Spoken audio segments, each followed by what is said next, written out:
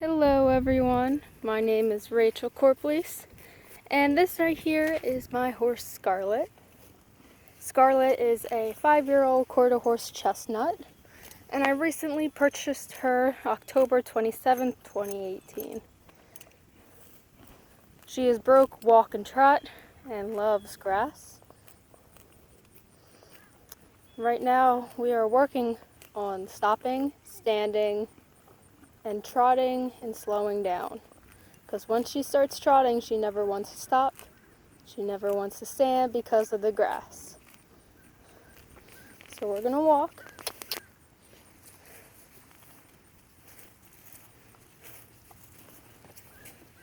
She's a very fast walker.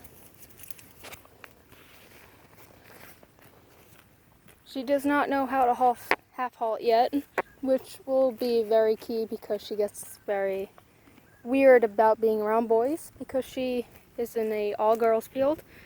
That horse over there, her name is Zakara. She is her roommate, and she also rooms with a few Iceland ponies.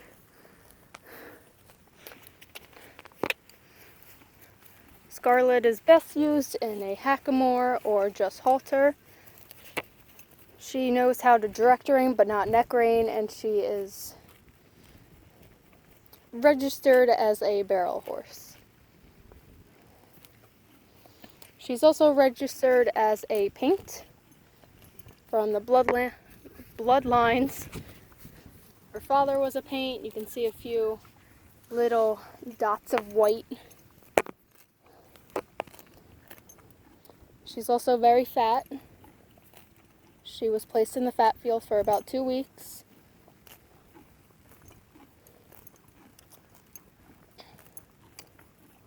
This is just a little introduction to who she is, and you will be seeing a lot more of her. I will post some training videos. I've never really trained a horse before, so if one of you out there has lots of horses, please just comment down below what training method or what I should work on with a 5-year-old.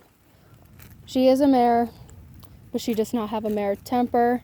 She's known as a bomb-proof horse.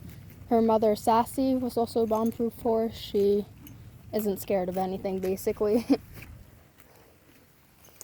She can go both English and Western, and I think I'm going to train her both. I'm going to work more with her with Western, maybe doing poles, barrels, but I still like her to know how to jump, what posting feels like, especially for me, because I don't post. I like sitting trot, which does not look right in an English saddle. And I still would like her to know all the English necessities in case I go out with my coworkers. They are all English, so if I do go out with them sometime, that she knows what she's up against in the future. So if anyone out there knows some training techniques for me, I want her to be more Western than English. So if you have more Western techniques for me, just leave them down in the comments below. And then, of course, if there are some English techniques, let me know them too, because I ride English, but I'm not well in English. So it'll be a journey for both of us to learn how to do English properly. So she's kept in a field with all other horses. This is the arena. There is a mailbox right over there, and she's not scared of that. We also have a few poles and jumps set up. Got some tires over there. And then we also have that thing down there, and that's like a teeter-totter thing. So like you'll stand on one end, the other end goes up, and you'll walk across. It's like a bridge, but more like wobbly. So this is what I'll be having. Like all the training stuff needs to be within this area. I also have access to another arena. That's more of an oval shape. It's not much roomy, but they do have poles and jumping things. You can tell I'm not very into English. So they do have a few of those, and then I also have lots of trails, including the Perkiomen and the Evansburg State Park trails. So I have a whole bunch of trails offered to me along as this ring, as well as my other rings. So I should be either here or there, depending on how she is. She doesn't like being alone, but when I took her out with a few friends Wednesday, she didn't really like them and liked being up front. So I guess that's okay. Maybe, maybe not. So we'll see how she really does. So I have a tickle stick here. It's what most of you call a crop or a whip or a encouraging stick, any one of those.